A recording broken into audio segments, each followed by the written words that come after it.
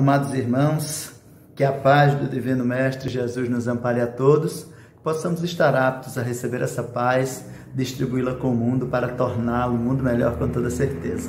Um abraço fraterno dos que fazem o Centro Espírita Paz, Luz e Caridade, lá na UR6, em Jaboatão dos Guararapes, e também o Abrigo Espírita Batista de Carvalho, o Lar das Vovozinhas, convidando a todos, sem exceção, para visitar-nos, levando a mensagem renovadora e transformadora do nosso Senhor Jesus Cristo. Meu nome é Leonardo Silva, estou muito grato de fazer parte desse trabalho junto com vocês. Agradeço a oportunidade que vocês me dão de participar aqui dessa maneira diferente, porque estamos passando por um momento diferente e nos encontrando de alguma forma dessa maneira. Então, mais uma vez, agradecer esta oportunidade que vocês me dão, lembrando da importância de, nesse momento, mantermos a tranquilidade, a paz, a harmonia, para evitarmos os desesperos característicos das pessoas que estão com a fé abalada. Então, nós precisamos, nesse momento, cada vez mais, como espíritas, definir e dar o testemunho da nossa fé, da nossa crença na imortalidade da alma, na reencarnação, na compreensão que nós temos da imortalidade, na compreensão que nós temos da reencarnação, todo o conhecimento que nos foi propiciado pela doutrina espírita, foi trazido por Allan Kardec, relembrando os caminhos de Jesus e todo o ensinamento que ele nos trouxe, que ele nos deu para termos uma vida melhor. E é nesse momento onde vem a aflição, onde vem o conflito, onde vem as dores, que nós precisamos dar o verdadeiro testemunho daquilo que nós defendemos. Então, para começarmos o trabalho, vamos fazer uma prece como todo o trabalho espírita é feito, e vamos dizer assim: Jesus, mestre amigo, te agradecemos mais uma vez a chance de estarmos juntos. Obrigado, Senhor, pela oportunidade, que os bons anjos possam nos orientar, trazendo para nós esse amparo, trazendo para nós essa tranquilidade e também nos ajudando na tarefa que teremos que fazer na noite de hoje, com o prazer, a satisfação, o amor e o zelo que sempre nos empenhamos. Teu amor conosco, Jesus, que esses espíritos nobres estejam sempre ao nosso lado. Assim seja. Então, o tema que foi proposto também, é um tema que está muito relacionado a esse momento da necessidade. Como é que a família, ela interfere neste momento das crises em que estamos vivendo? Quando nós fazemos uma avaliação de família, costumamos dizer que é preciso estabelecer a relação que existe entre o lar e o indivíduo. Quando nós falamos de lar, nós falamos aqui do conjunto de amparo que é dado ao indivíduo, que parte desse lar, Dissemos que o lar ele é constituído de amor, de segurança, de educação e de tolerância. São 4 pontos fundamentais que formam esse lar, Esse amor, essa segurança, essa educação e essa tolerância. É o conjunto harmônico que vai fazer com que a gente possa chamar a reunião de pessoas numa casa de lar. Aí seria o lar, que está constituído desses elementos de afetividade. Afetividade não só a afetividade do zelo, do carinho, do amor, mas aquela troca, aquilo que se afeta na vida do outro. E o lar é o primeiro elemento aqui na Terra, é o primeiro conjunto, é a primeira constituição que faz com que os indivíduos sejam afetados para essa construção do seu caráter. Então, quando nós falamos de família, quando nós falamos da importância da família, falamos desse amor, dessa segurança, dessa educação e dessa tolerância. E é isso que nós damos o nome de lar. E esse primeiro momento, nessa reflexão do que é o lar, do que é a família, que vai fazer essa construção desse caráter do indivíduo. E o caráter do ser, ele vai ser composto por alguns elementos que são importantíssimos na vida do indivíduo. O primeiro deles é exatamente a família. A família é o primeiro, vamos dizer, a primeira perna de um banco. De um banquinho que a gente senta em cima. Com uma perna só, o banco não se sustenta. A família é o primeiro pé do banco.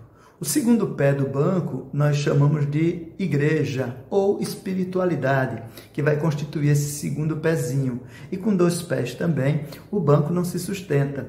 Precisa de um terceiro pé. E esse terceiro pé nós vamos chamar de escola. Então são 3 pés que a partir daí sustentam o banco, para que ele não caia, para que o indivíduo não caia, que ele se mantenha. Então o caráter, ele vai ser formado por esses 3 elementos. A família, que é o primeiro instrumento de socialização da criança, por exemplo. Quando ela nasce, ela vai ter o processo de afetividade, no sentido de ser afetada pela mãe, o mamar, né? o colo quente, e depois a socialização com pais, com os tios, avós, primos, a família de modo geral. Então a família é esse primeiro elemento de afetividade que constitui esse relacionamento do indivíduo.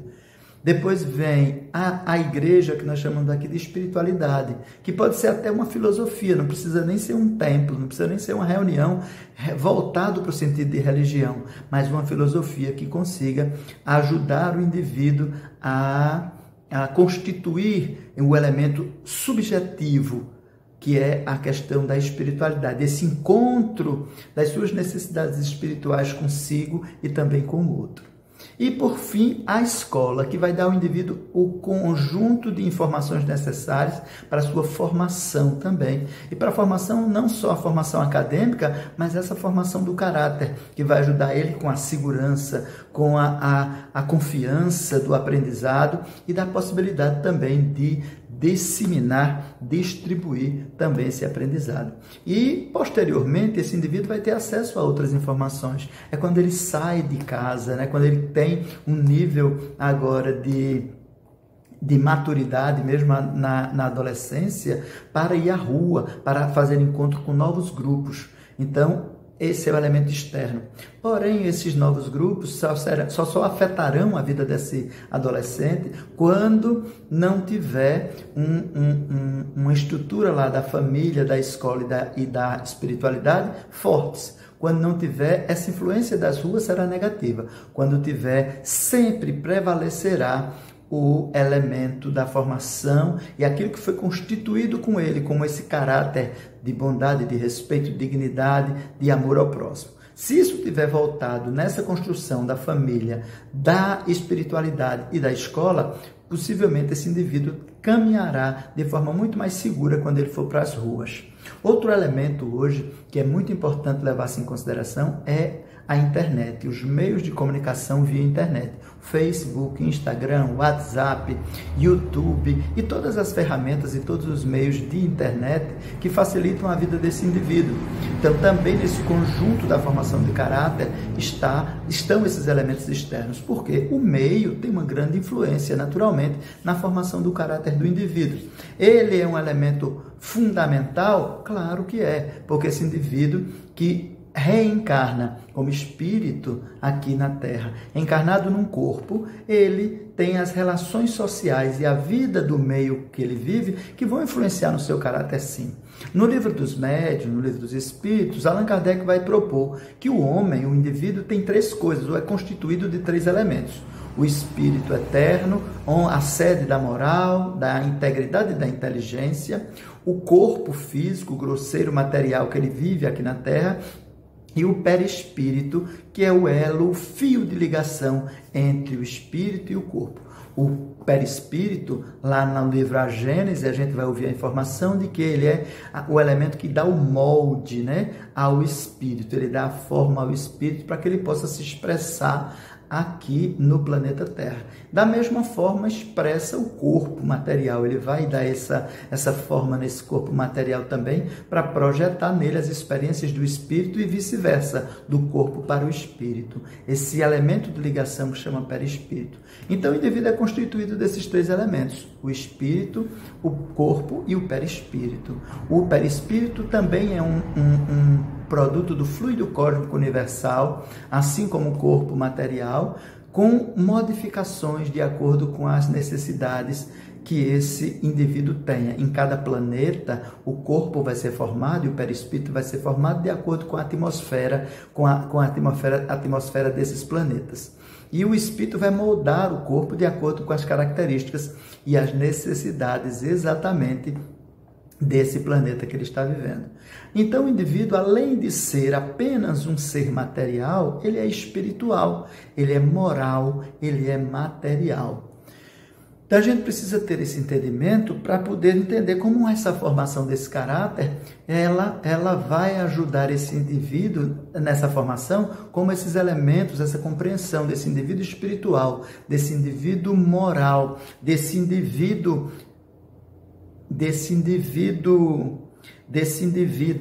material, como é que isso vai fazer com que esse caráter se monte? Saber apenas que nós somos os seres espirituais, seres materiais, com essa necessidade moral, ela não resolve o problema. É preciso que se estabeleça dentro dessa formação desse caráter desse indivíduo. Quando a gente falou que a família, a escola e a religião ajudam nesse caráter, naturalmente essa influenciação toda vai afetar esse indivíduo. Porém, esse indivíduo que é o espírito, esse que é uma individualidade, ele terá muito mais força de acordo com a sua vontade, de acordo com a sua necessidade, de acordo com o seu interesse de fazer a sua transformação, a sua mudança e a sua melhora também.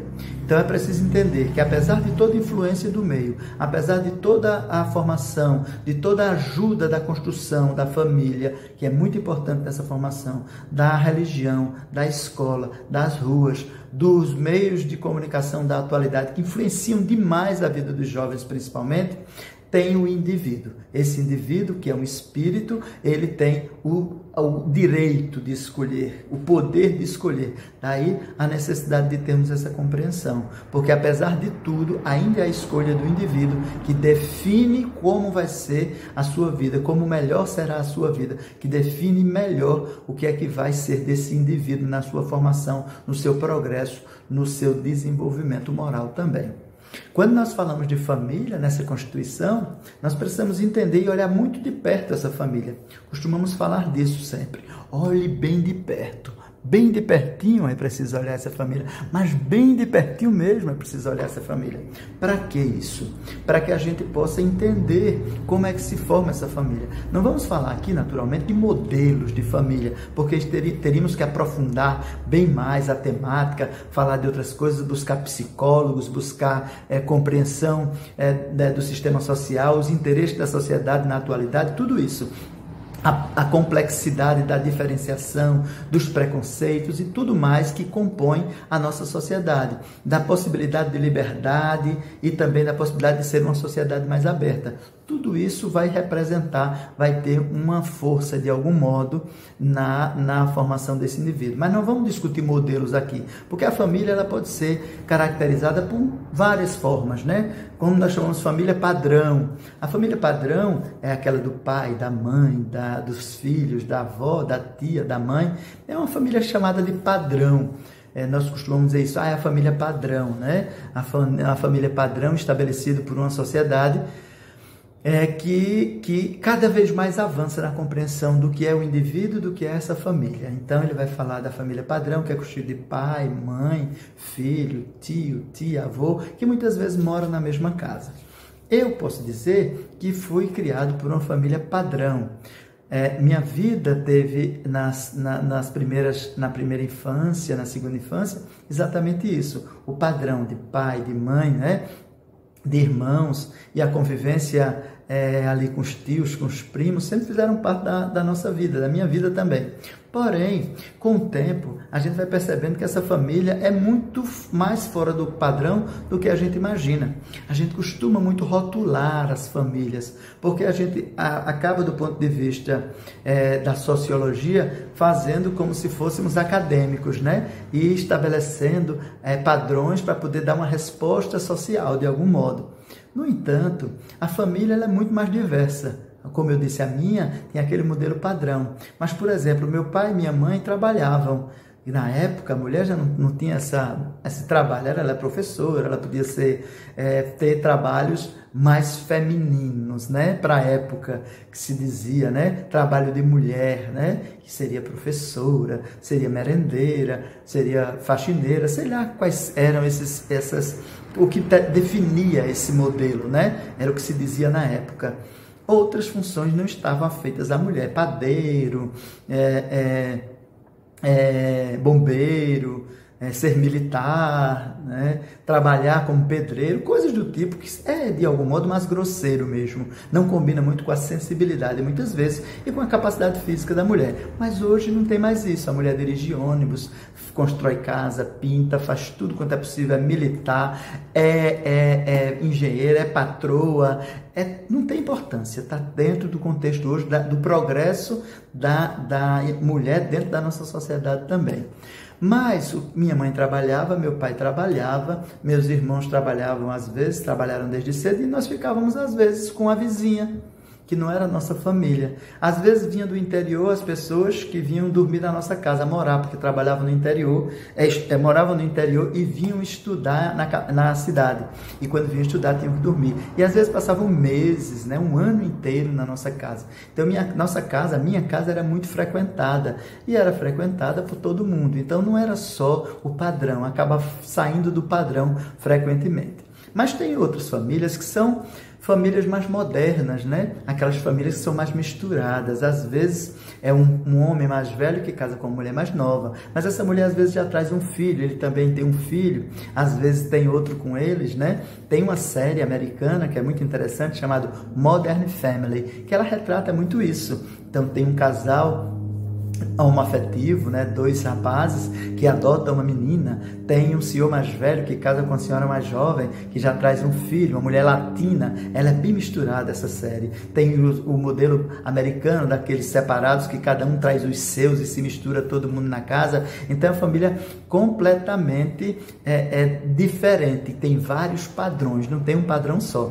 Daí dizer-se que não existe um modelo padrão para a família. E tem a família fora de padrão, né? Ali o avô, tem outra série, outro filme que eu gosto muito, que é A Pequena Miss Sunshine. O avô é assim meio maconheiro, o pai é frustrado, a mãe vive tentando apaziguar tudo, o irmão quer ser aviador, mas não pode porque tem um problema na vista, e a Pequena Miss Sunshine está no meio daquela miscelânea de família maluca o tempo inteiro, e eles estão vivendo essa experiência de família de algum modo. É uma família bem fora do padrão mesmo.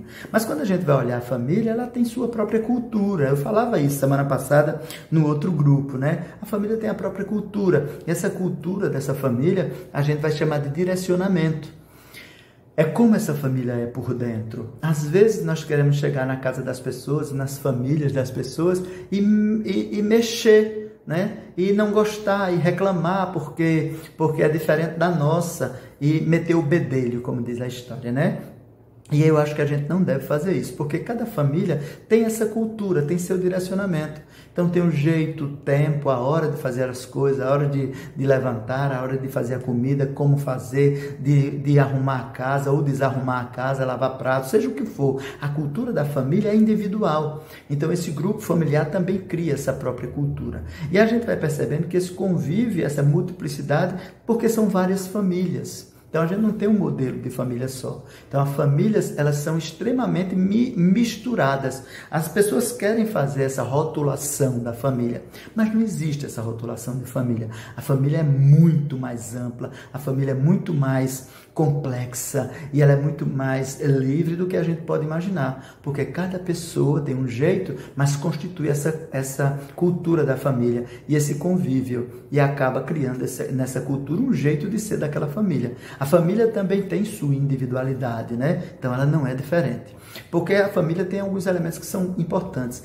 Ela precisa ser cooperativa, ela precisa ser participativa, ela precisa ser solidária. Como é isso? Se você prestar atenção, quando as crianças têm acesso, que hoje está cada vez menor esse acesso, as famílias são constituídas de, como eu disse, pai, mãe, primo, tio, avô. Essa interação é importantíssima para criar cooperação, participação, solidariedade entre si. Toda família tem problema, toda família tem às vezes necessidade de recursos, a família tem, como eu disse, toda essa complexidade e precisa se inteirar. Uma criança que é educada pelos pais, muitas vezes os pais são mais rigorosos. Quando vão na casa dos avós, por exemplo, nesse processo de socialização, os avós são mais light com eles, né? Estão menos estressados e fazem coisas que não deviam fazer, mas é parte dessa criação. Qual é a família que não tem um tio meio doido, né? Aquele tio meio doidão, que toda criança gosta do tio doidão, porque o tio doidão faz coisas que o pai não faz. Né? Aquela tia maluca, e vai por aí, você vai juntando todo um contexto, mas aquela pessoa mais alegre, tem aquela tia, aquele primo mais positivo, quem nunca, né, numa relação de família não tem aquelas coisas de primo, paquerar prima, e prima com primo, naquela coisa da adolescência também, que é característico dessa formação. Tudo isso faz parte desse contexto de construção da relação familiar, desse processo de cooperação, de participação, de solidariedade. Então, esse processo dessa construção é muito importante. Como eu disse, está cada vez menor. Por quê? Cada vez as famílias são menores, se encontram menos, mas essa interação é fundamental nesse processo de construção. Por quê? Porque a criança vai sempre imitar um adulto. Cada vez que uma mãe ela vai no espelho se maquiar, ela está dando a oportunidade à filha dela, ela vai dar essa oportunidade à filha dela de olhar e ter uma referência. Então a mãe está lá no espelho se maquiando, botando batom, botando uma sombra, e a menina está lá olhando também, querendo aquilo, botar batom, botar um jeito, acaba imitando a mãe também, né? Os meninos também vão imitar a mãe, vão imitar o pai, vão imitar aqueles primos, como eu disse, aquele tio maluco, aquele primo maluco. E se essa referência é positiva, então isso é muito importante.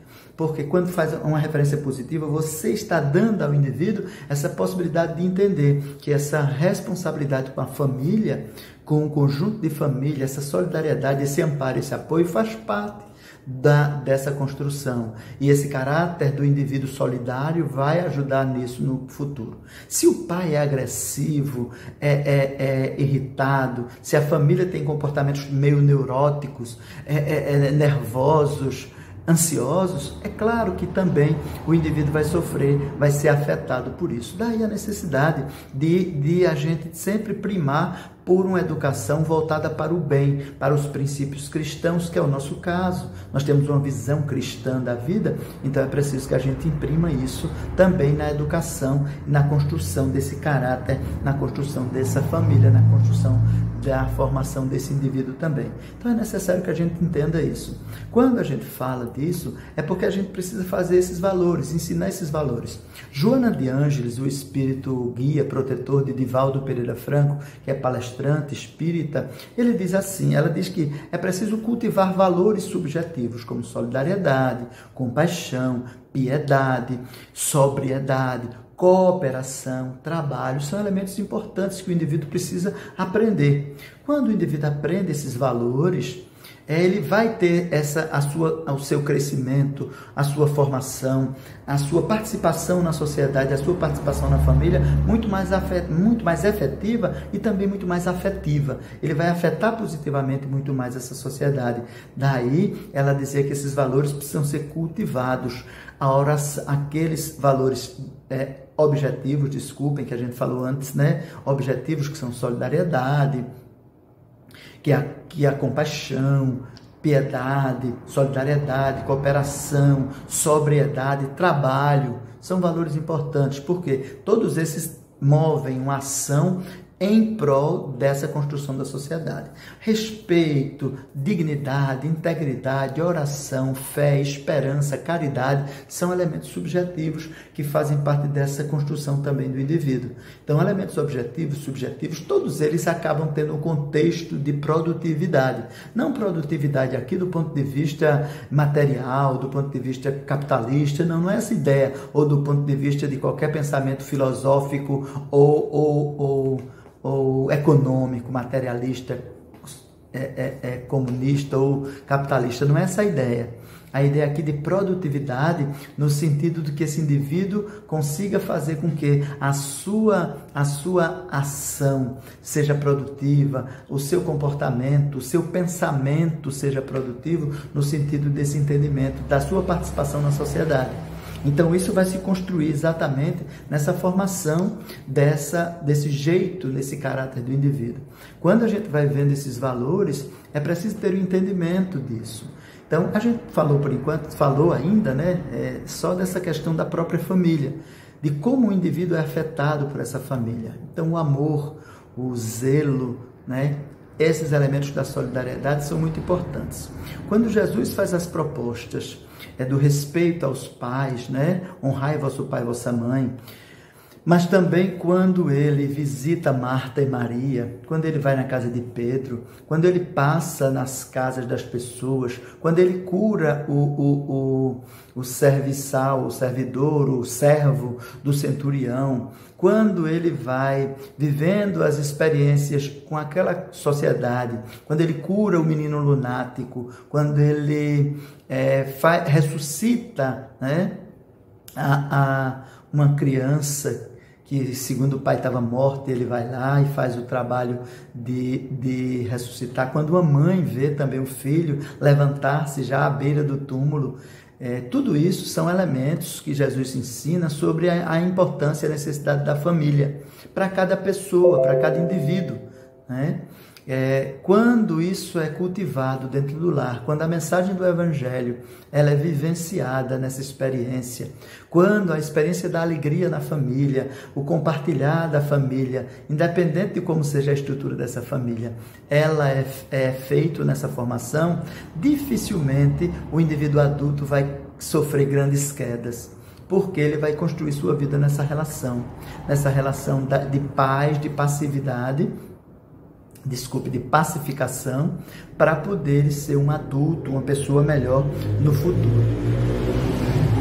Então é muito importante a gente entender que a participação da família dentro desse princípio do amor cristão, dentro da compreensão de que não estamos aqui pela primeira vez, nessa ideia da reencarnação, porque nós a compreendemos, aceitamos, e temos certeza disso por conta das próprias experiências. Não estamos aqui pela primeira vez e não nos reunimos em família pela primeira vez. Mesmo que esses indivíduos dentro da família sejam antagônicos, briguem entre si, tenham diferenças e divergências graves, mas exatamente isso mostra e representa como é importante que o processo de solidariedade, de compaixão, de piedade, de amparo, de amor, de zelo, ele existe dentro da família. Quando Jesus fala do perdão, é uma necessidade de exercitar esse perdão dentro de casa mesmo, com a própria família. Nós temos muita dificuldade, às vezes, de nos relacionar com alguns irmãos, com alguns parentes próximos, porque são esses antagonistas do passado. Sendo espírita, nós temos muito mais responsabilidade, porque entendemos que temos essa responsabilidade com esse outro. Porque pode ser que esse outro que hoje se comporta mal, tenhamos sido nós que o derrubamos numa encarnação anterior. Daí a necessidade de a gente poder e de a gente dever lutar por esse perdão, por essa compaixão, por essa piedade, amparar o outro e orientá-lo também, de que ele deve ser uma pessoa melhor, porque ele também tem responsabilidade. Não só sou eu que tenho responsabilidade quando já tenho um pouco mais de consciência. Aquele outro que está errando, que está cometendo erros, que está cometendo deslizes talvez maiores, é dele também a responsabilidade. Uma mãe, quando tem um filho problemático, vamos usar aqui o termo, um delinquente, um jovem que está à margem da lei, esse indivíduo pode ter sido derrubado pela própria mãe no passado, porém, não tem o direito de querer obrigá-la a aceitar as suas maldades. Por quê?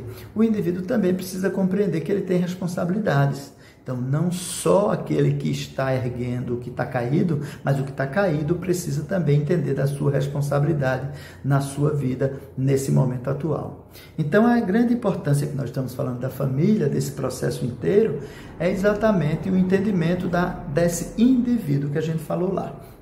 esse espírito, ele tem suas responsabilidades. Na sua individualidade, ele tem responsabilidade consigo, responsabilidade com o outro, responsabilidade com a sociedade, responsabilidade com o planeta que ele vive. Então, a família tem essa grande importância no processo de formação do caráter. Cada um de nós, como pais, como filhos, como parentes, como amigos, precisamos construir os valores cristãos, os valores espíritas nesse indivíduo também, para que ele possa, de algum modo, melhorar-se e juntos nós possamos construir um novo caráter na humanidade da Terra e na humanidade do universo também, porque somos cidadãos desse universo inteiro.